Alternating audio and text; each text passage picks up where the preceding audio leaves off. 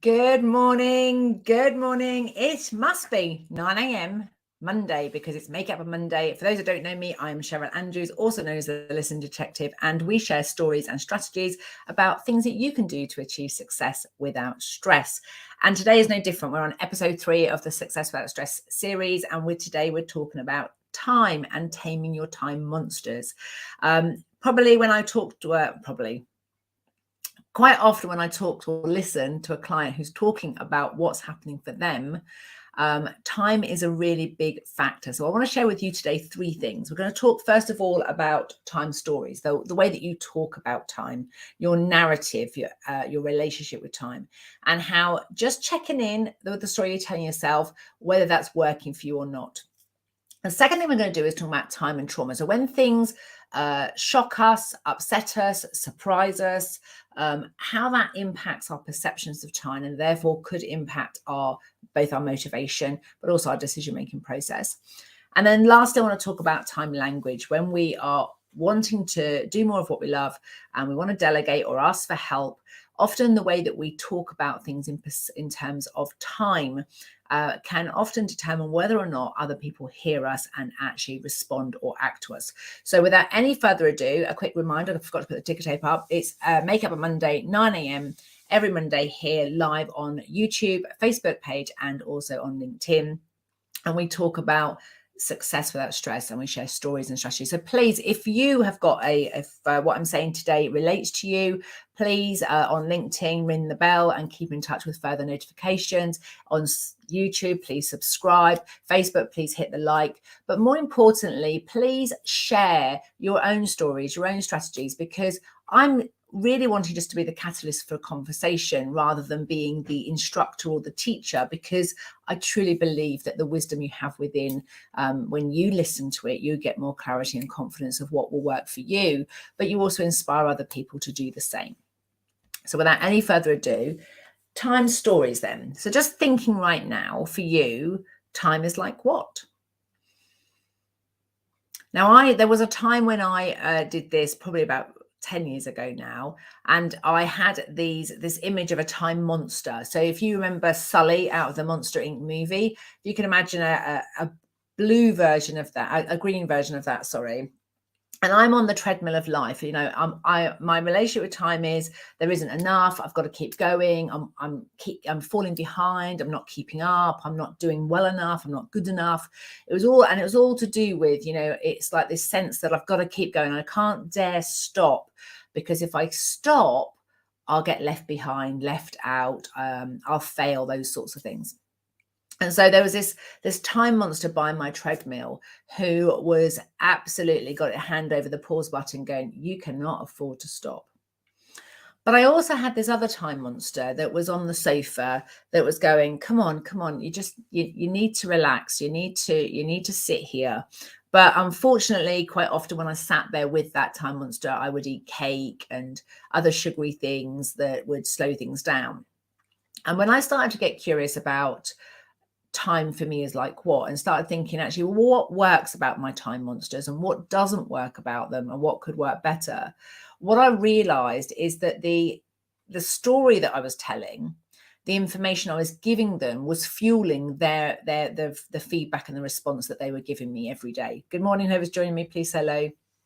And so for example, I was telling myself that I would get left behind if I stopped, etc. And when I started to really sort of pay attention to the treadmill and what worked about the treadmill and what didn't work about the treadmill, I realized that part of the thing is in both cases, both the sofa and the cake and the treadmill meant that the cake, often when I eat sugary foods, I get quite cloudy in the head and I can't think and I don't have to think. And when I keep going and keep going and keep going and I'm exhausted, I can't think about anything. And what was really interesting for me to find out was that actually I was being driven by fear of stopping and feeling sadness or grief or loss, something that hadn't gone well. It was almost like in this pursuit of wanting to be positive, in this pursuit of wanting to get things right, to be good enough, I was pushing and pushing and pushing. And so I started to really listen to how I was talking to myself and to other people. Good morning, Penny.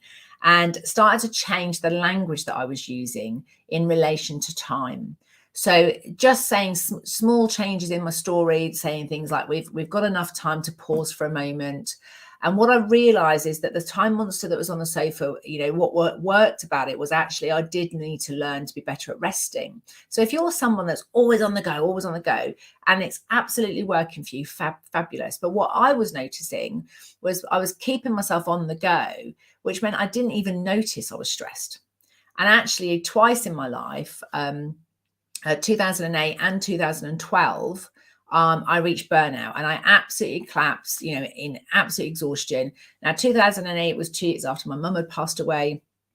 2012 was a time when I was really struggling. I'd gone self-employed 4 years beforehand, and I was also struggling with my teenage daughter. So I had lots going on, and it's almost like I was pushing and pushing and pushing in order not to feel the sadness and the grief of my mum dying. And I was pushing and pushing and pushing, trying to, be good at work to make up for the fact of how things felt at home. And it was pushing for all the wrong reasons. There is a time when we're going through change where it's uncomfortable, it's unfamiliar, and we won't like it and it won't work, and we have to push through it. But I was pushing to avoid experiencing the discomfort. If we love deeply and we lose somebody, it's going to hurt. And what I've learned since, and particularly in relation to time, is all emotions are temporary and transient. They come and go. And so actually just sitting with my grief and allowing it to be there, it comes and it goes. And actually starting to really allow that to be heard and realizing how much I loved my mum and how much I loved my daughter, it actually allowed me to be able to pause and be present in the moment. But at the time, I didn't realize that.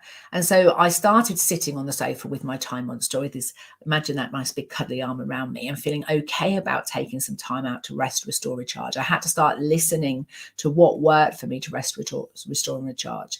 And when I got on the treadmill of life, whether it's work or busy training, physically training, I would set myself some objectives. I'm going to do 10 minutes and I want to do so many miles in that time. So whether I'm sitting down working for an hour in my business, I'm going to focus on this particular activity. And I would communicate to my time monster that we're going to do this amount of work for this amount of time, and this is the outcome we want to get. And then when we're going to sort of evaluate whether it worked or didn't work. And actually the time monster started sort of saying, okay, come on, keep going, you're nearly there. And now it's time to stop. And so actually listening to my relationship with time meant that the big thing that changed for me is that I made it okay for me to pause, made it okay for me to just come up for air and just be in this moment and notice how I'm thinking or feeling.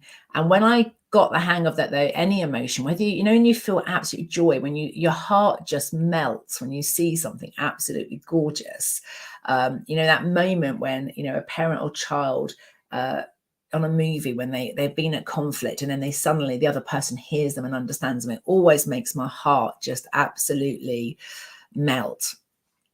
But that feeling, that sensation, it comes and it goes. It's not, you don't have that permanent feeling of joy and love.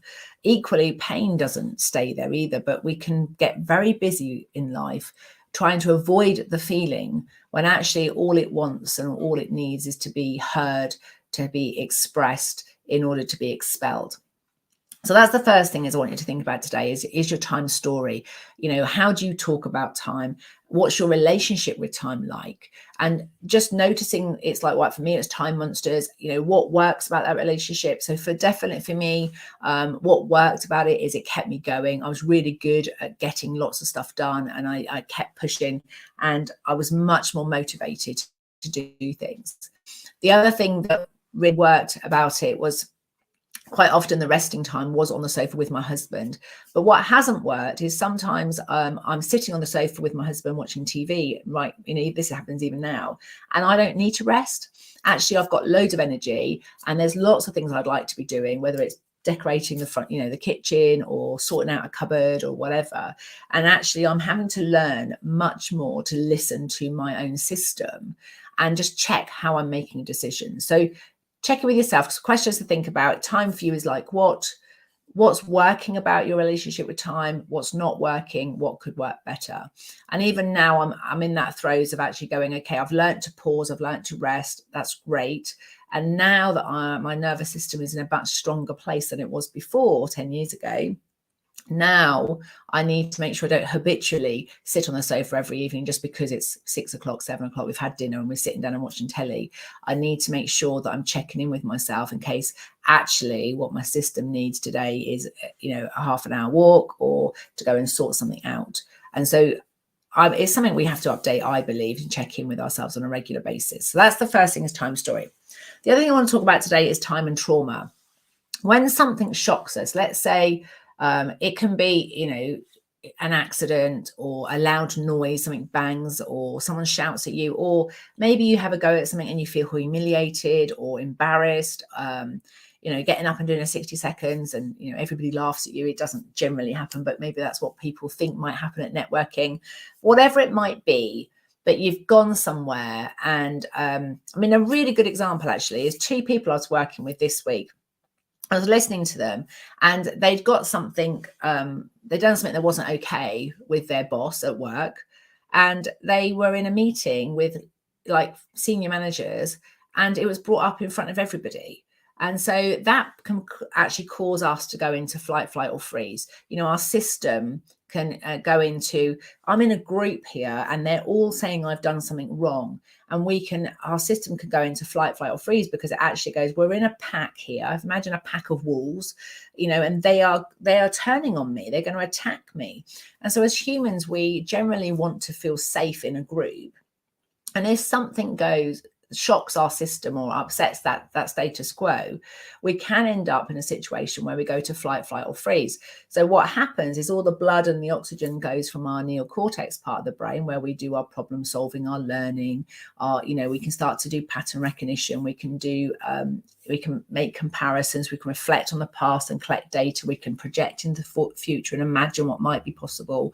When we are stressed, the time perception, the blood and oxygen goes from here out to our hands and feet so that we can fight, flight, or freeze, which means we don't have the cognitive ability to process data, particularly time. And so when we are stressed, what can happen is time is frozen. And when we have a particular trauma in our life, whether we're talking about a childhood trauma, particularly when we're children and our brain is still developing, it's still growing, if we just went into a shop and just suddenly this adult here was shouting at their child, but we think they're shouting at us, sometimes that can leave us with something in our system. We don't cognitively have the words or the language, but our body will keep score that a certain pitch of voice will be difficult for us because we can feel it in our system. And so it only takes somebody of that volume or that kind of voice or that kind of accent could trigger that right now. So it's remembering how trauma works, is that sometimes things from the past, it can, you can have a smell or a taste or a sound or something now. And although we won't cognitively be able to process it, our body may go into this stressful state. Equally, in the moment, if something happens right now that shocks you, you're likely to go into a stressful state. So whether it's triggered from a past experience or it's a current experience right now that's happening, what happens is the system freezes time. And what the brain's really good at doing is making sure you don't have to relive that. So those of you who have been privileged enough to be able to give birth, you'll know that we don't really remember the pain. It's one we can't really describe. And that's because the brain freezes time the moment before the trauma, which is a great strategy because we don't want to relive, re-experience and to re-feel the pain every time we think about it. But what it doesn't do particularly well is unfreeze time the moment after the trauma. So even though, 5 seconds later, that person puts their hand on your shoulder and says to you, oh, I'm really sorry, I didn't mean to make you jump, or I didn't mean to make you, to scare you, or something else changes, the system doesn't particularly always update to go, hey, yeah, there was a moment, a 30 seconds burst of fear, but actually 45 seconds later, I was safe and everything was well.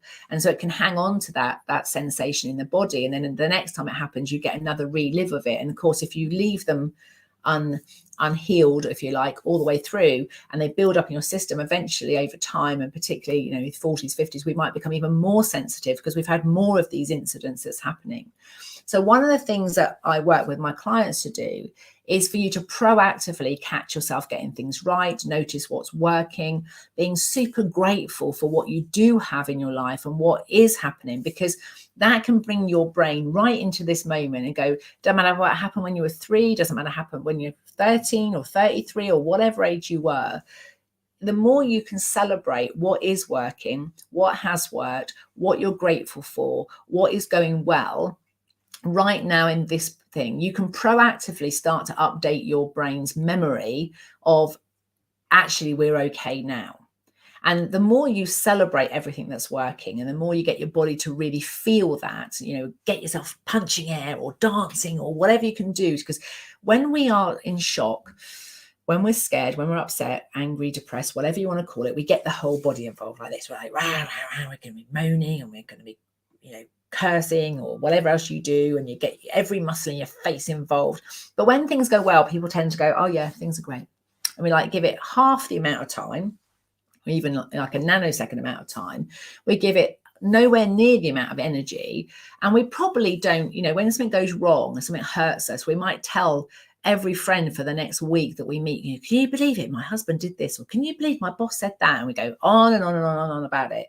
And it can be very cathartic, and it can be very therapeutic to have your difficult situation, your pain witnessed and honored. But we can also get in the habit of just chatting for the purpose of distracting ourselves from feeling anything. So if we are chatting with the purpose of expressing and expelling what is happening for us, so that we feel it and we let it go, and we're noticing and we're paying attention to, yeah, every time I talk about it, I feel better, then talking about what didn't work and what was not right and what was not okay has a purpose, and it can be very therapeutic. And I know 5 years ago, something that really upset me around my 50th birthday. And every time I started talking to a friend about anything else, this conversation, I'd end up back in the same thing, talking about the same person and the same thing they'd done and the thing that had really upset me. And I caught myself and thought, I'm telling this story, my time story, over and over again. And actually, I'm not sure it's serving me. But I was so hurt. It really, it hurt me to the core. And it literally broke my heart. And I started to count then how many times I was telling the story, but I also started to tell my friends and my coach and my husband. I'd say, yeah, I know I'm telling it again, but I can feel my heart is healing. And the more I told it, each time I told it, I paid attention to, is the story changing slightly? Is the pain in my heart going? Now, so as I told the story, I started to have more compassion and understanding. And over time, I started to understand why they might have done what they did, and understand that, yes, it hurt me and I was upset about it, but they had their reasons and they had their stuff that was going on in their world, and that actually it was okay. And it took me some time. So I'm not saying, or I'm not advocating that you shouldn't talk about what's not working, and because that's why counseling and therapy is so important. But I would say to you, make sure that you're conscious that you're talking about it. 2, you're paying attention to whether it's working for you, or is the talking just a distraction from actually doing something to change the situation, or is the talking a distraction from feeling the discomfort of what's happened? Because what can happen is we get in this pattern of talking about what doesn't work, and then we're constantly putting ourselves in this situation of being stressed, which means we don't have the blood and oxygen in the front part of our brain, which means it's very difficult to make decisions. It's very difficult to harness the emotions and the motivation we need to take action, because we're already in a fight, flight, or freeze state. And then we're going to want to change something. And then that change will mean that there'll be things that are unfamiliar and uncomfortable. And our system will often go, you know, that's when we get overwhelmed. I can't do anymore. I can't think anymore. Whereas actually, if we can do something that says, yeah, do you know what? I am really sad and upset that that person did or didn't do whatever they did or didn't do. And there's also these 20 other billion things that are working in my life. I'm really grateful for what this person did do for me. I'm really grateful for this person and what is working about that relationship. In my case, it was very much, I'm really grateful that I had friends who were patient enough and willing enough to listen. Now, I would add in, I was aware that I was repeating my stories, and it's very difficult for our human brains to listen to repeated stories. So I was consciously, if I caught myself telling the same story, I would let my friend know that I realize I'm repeating the same story, but I'd also let them know what's changing about the story, that I notice I'm a little bit less angry with them, and that I'm hurting a little bit less. So actually they weren't hearing the same story over and over again. I wasn't moaning about the same person all the time, and nothing was improving, nothing was changing. I was doing it with a purpose of releasing and expressing it, and actually start to celebrate it. And as I started to build in a conversation with them where, I'd go, I can't believe they did that, blah, blah, blah. And then I go, and what's working about talking to you about it is I can feel the pain releasing inside. And so my friends then have more tolerance and more patience and more ability to stay with me and listen, because they can see that what they're doing is helping me and is resourceful. Whereas if I'm just complaining about what's not working, I can't imagine a future that's going to be better. I can't remember anything that's working about the past. And so starting right now to think about what's working can just start to get that blood and oxygen back to the neocortex part of the brain, which helps you to make your decisions. So that's time, relationships, time, stories. This is also about time and trauma we've done. And the last one I'll talk about is time, language. We, as humans, we are living through time, right, all the time. So right here, right now, what was the future has just become the present, and what was the present has just become the past. And so when we talk about our experiences, it's very easy for us to not update the tense with which we're talking about quickly enough. So for example, if I was telling the story about the person I was, I'm really angry, present tense. Whereas actually if I put, I was really angry on that day when they told me what they told me. And then, a few weeks later, I was a little bit less angry. And now I'm starting to have a bit of compassion. So whereas if you just say, I'm angry, past, present, and I'm going to be angry in the future, like all of my time frames, I'm talking about it as though, I'm angry all of the time. And then people might say that, I'm just upset all of the time. But when we use things like all of the time, always, everyone, never, often we're unconsciously excluding the brain even looking for any of those gorgeous moments in our life that are working.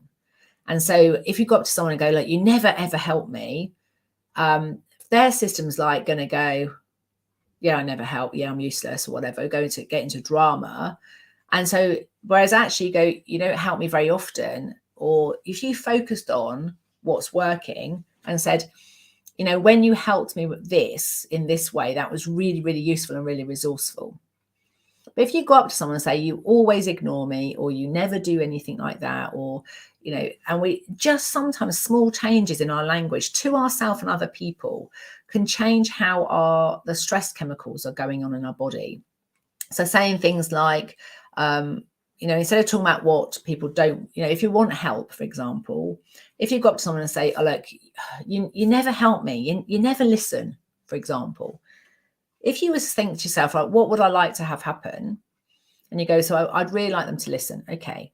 So what kind of listening, and when have they listened? What kind of listening do they do that works for you? And if you then go to them, look, I really need to talk to you and I need you to listen.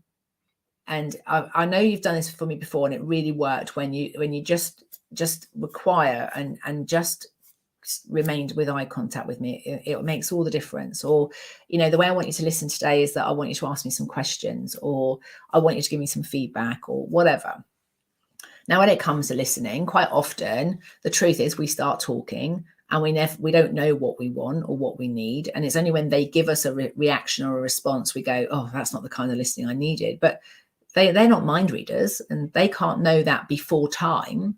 And so, the way that we operate through time is we forget sometimes that we have an idea, an unconscious idea of what we want. We take action, we get feedback, and we don't actually get the clarity of what we want until we've done something and got feedback. So that happens over time. And yet when we communicate with ourselves and others, like, you never do this, you always do that, it kind of shuts the brain down and says, well, there's no point even looking for when it did work, because it never happens. It's always like this. And so I remember on this particular occasion with my birthday, I would say, you know, well, they never come to, you know, they never have done this, or they've never done that, and they've always done this. And it's like, actually, that's not true. Quite a lot of the time that's happened. But actually, even if it were true, that story of never and always wasn't helping me, to heal. It wasn't helping me to let that pain go. It wasn't helping me to let go of that hurt. So when I put, you know, quite often they haven't been there for my birthdays. And then I put, you know, but what have they done? What has worked? What has been working? And I start to notice, even the once or twice in 50 odd years that things have been done, it can make all the difference. It can change everything. And even when you're criticizing yourself, you think, you know, I never get anything right. Okay, just notice what happens. The brain is now focused on not getting it right and never. So it's almost like there's no point even looking for any evidence for that. Whereas if you say, sometimes I get it wrong and sometimes I get it right, you go, okay, so when you're getting it right, what works about that? What you're grateful for? What's okay about that? You can change your chemical balance of stress in your system just by changing the language you use. And as a clean language facilitator, I wouldn't necessarily say or change the language, but what I tend to do is when people say I never do this and I always do that, I will ask them questions like, well, what kind of never? And in 14 years of coaching, I've only ever had one client out of the thousands. I'm probably up to about 700-800 people that I've coached. Okay. One person out of all of that time, she was saying something like, my husband never helps around the house. And I said, and what kind of never? And she went, no, he absolutely never helps. Okay. So for her, absolutely black and white, he never did anything. So we did focus on what did he do? So if he wasn't doing helping, what was he doing? Maybe he was going out and earning an income, and maybe he was demonstrating resting, and you know, maybe most of the time it's often mirror that the things he was doing, she was wishing she could do. So she wanted him to help around the house because she wanted to go out and work more. She wanted to be able to rest more. And so the frustration there wasn't to do with, you know, he never helped around the house, but what was he doing? He always, you know, he's always working, or he's always doing his own thing. There's a lot of information that came from it. But out of the other 699 point whatever clients, when asked what kind of never or what kind of always, invariably they all go, wow, it's not always. And you can physically and visibly see their system go, no, he's not always a person, or she's not always this, or they're not always late. They're just, usually they are. But the psychological change in our system and our body, when we change it from always and never to usually or quite often, even though we're still saying it does happen and it's the frequency maybe is higher than we'd like it to be, what we do is it's metaphorically, the way I look at it is we open a doorway to that one moment. Even if you've known someone 50 years and just once for 10 seconds they smiled at you in a particular way, and the rest of the time they've always looked miserable, if you go they always look miserable, then there's nothing to search for. But if you say most of the time they're miserable, and you just get that window to remember that 1 10-second moment when they smiled, then when you can train your attention on that 1 10-second of when they smiled, it just changes psychologically, physiologically. And I watch people literally melt, and all the tension comes out of their shoulders, and they let go of all this, like, it's this fight, flight, or freeze. They're like they're having to protect themselves. They're having to hold themselves rigid because of the language they're using to describe themselves or their situation or somebody else. So just to recap then, the three things we've talked about today are think about your time story and your relationship with time, how you talk about time itself. Sometimes, going, I'm running out of time, I need to get it done, can be really motivational. It gets the adrenaline going, you get pumping, and you achieve things you didn't think you could possibly achieve. But if you're constantly putting yourself in that adrenaline state and you're constantly only can achieve things when you're completely stressed, there will reach a point in your life when that will affect your health. It will certainly affect your relationships, because all the time you're pumping and pushing, pretty difficult to listen or hear anybody else around you.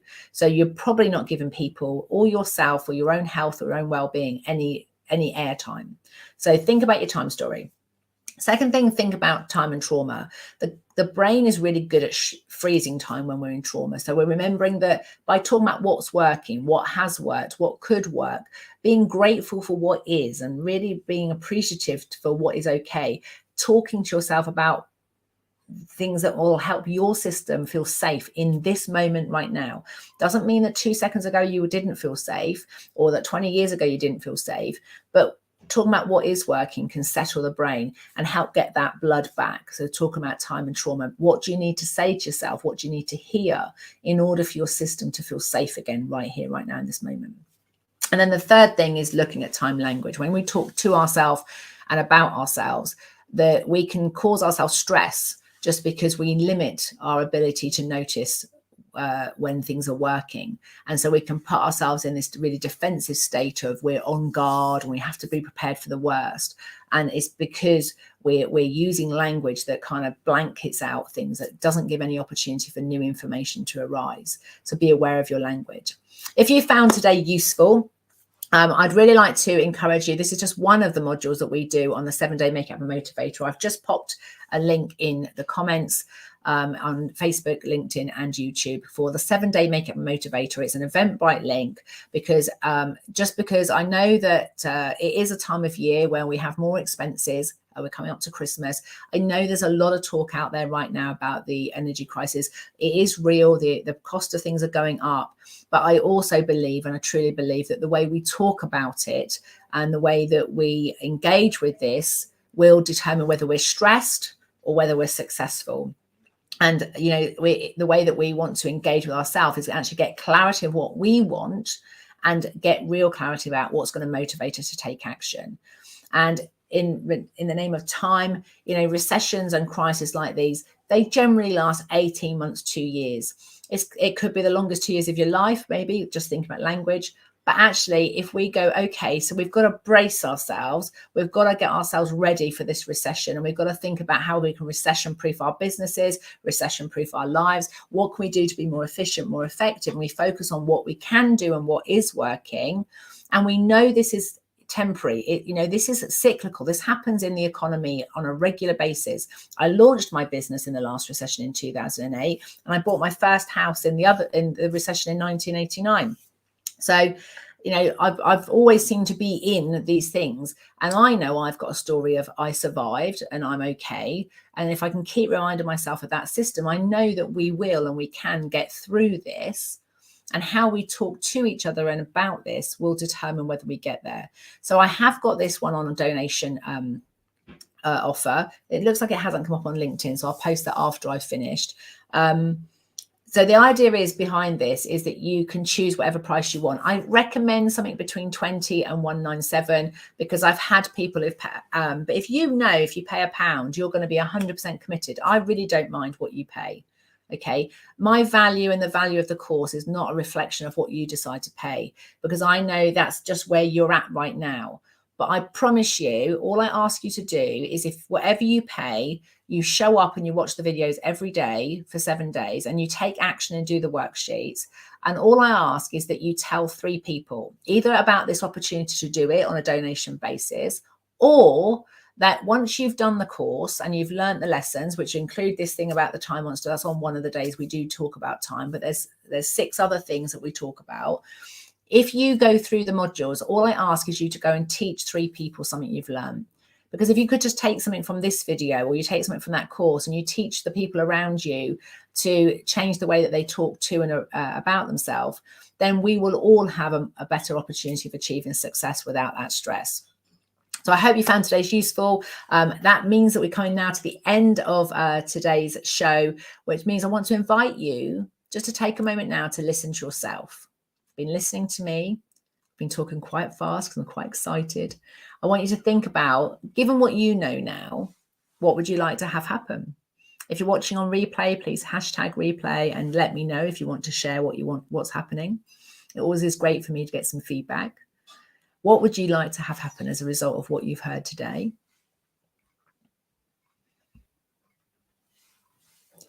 And for that to happen, how do you need to be? What kind of you is that you that makes that happen?